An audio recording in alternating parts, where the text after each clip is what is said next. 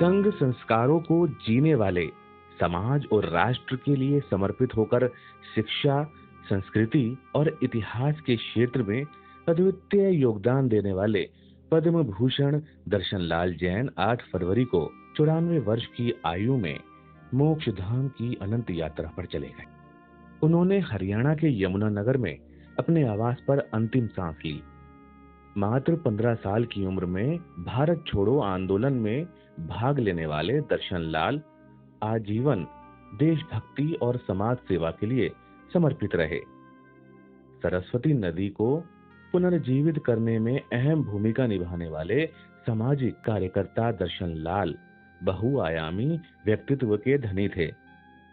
शिक्षा के क्षेत्र में उनका योगदान सदैव अविस्मरणीय रहेगा।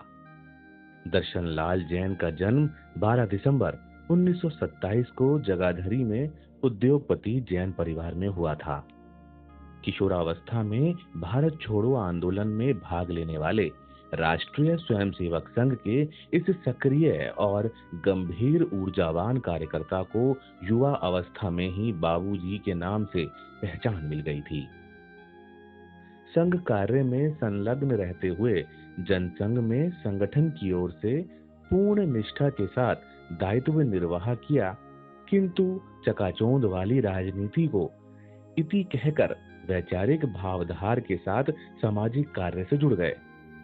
जनसंघ के समय उन्होंने समाज सेवा को ही अपने जीवन का लक्ष्य मानते हुए 1954 में जनसंघ द्वारा MLC का प्रस्ताव और बाद में प्रधानमंत्री अटल बिहारी वाजपेयी की सरकार द्वारा राज्यपाल बनाए जाने का प्रस्ताव भी विनम्र भाव से अस्वीकार कर दिया था। मन में एक ही संकल्प था कि गांव देहात के अभावग्रस्त बालक बालिकाओं को व्यवस्थित शिक्षा दिलानी है। इसी तरीके से अंगूठा छापना रहे देश में कोई, तो उनको साक्षरता अभियान को चलाने की आवश्यकता है।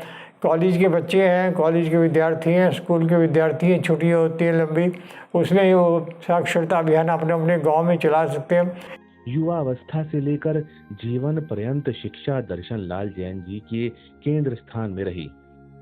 इसी संकल्प शक्ति, पुरुषार्थ और संगठन कौशल का परिणाम था कि 1954 में सरस्वती विद्या मंदिर जगाधरी की स्थापना के बाद यह सिलसिला रुका नहीं और आगे के 5 दशक तक DAV college for girls Yamunanagar, Bharat Vikas Parishad Haryana, Vivekananda rock memorial society, Vanvasi Kalyan आश्रम हरियाणा, हिंदू शिक्षा समिति हरियाणा, गीता निकेतन आवासीय विद्यालय कुरुक्षेत्र और नंदलाल गीता विद्या मंदिर अंबाला जैसी बहुस्तरीय संस्थाओं की स्थापना के साथ हरियाणा के विभिन्न स्कूलों और कॉलेजों के संस्थापक, प्रवर्तक और प्रेरक सिद्ध हुए दर्शनलाल जी। इतिहास के प्रति युवाओं में रुचि बढ़े, इसके लिए पाठ्य पुस्तकें तैयार कराई। लगभग 3 दशक तक वे हिंदू शिक्षा समिति हरियाणा के अध्यक्ष रहे। यहाँ की जो संस्कृति है वो भी सबसे प्राचीन संस्कृति है। जो ग्रंथ यहाँ लिखे गए ऋग्वेद आदि, वो भी संसार के सबसे पुराने ग्रंथ हैं। संस्कार, अनुशासन और देश के वास्तविक इतिहास को जन जन तक पहुंचाना उनका लक्ष्य रहा। वास्तव में लगभग 4 दशक तक राष्ट्रीय स्वयंसेवक संघ के हरियाणा प्रांत के संघ चालक रहे दर्शनलाल जी ने अहर्निश संघ को जीकर कार्यकर्ताओं के सामने अपना श्रेष्ठ आदर्श प्रस्तुत किया। 1948 और 1975 के प्रतिबंधों में उन्होंने जेल यात्राएं की। सरस्वती शोध संस्था के तत्वाधान में कुरुक्षेत्र विश्वविद्यालय में सरस्वती नदी पर द्विदिवसीय ऐतिहासिक चिंतन शिविर का आयोजन किया गया। कांची कामकोठी पीठ के शंकराचार्य जयेंद्र सरस्वती ने इस अवसर पर उपस्थित होकर आयोजकों, देश विदेश से आए विद्वानों और शोधकर्ताओं को संबोधित करने के साथ सरस्वती शोध संस्था एवं वैज्ञानिकों द्वारा प्रस्तुत किए गए शोध पत्रों पर आधारित स्मारिका का विमोचन भी किया। ऐसे वृहद आयोजन का श्रेय सरस्वती नदी का भागीरथ कहलाने वाले दर्शनलाल जी को ही जाता है। उन्होंने न केवल पौराणिक कालीन इस पवित्र नदी के उद्गम स्थल को ढूंढ निकाला, बल्कि उसे प्रवाहित करने के लिए जी जान लगा दी। 2014 में प्रधानमंत्री बनने के बाद नरेंद्र मोदी जब पहली बार यमुनानगर आए थे, तब उन्होंने सार्वजनिक मंच पर दर्शनलाल जैन के पैर छूकर आशीर्वाद लिया था।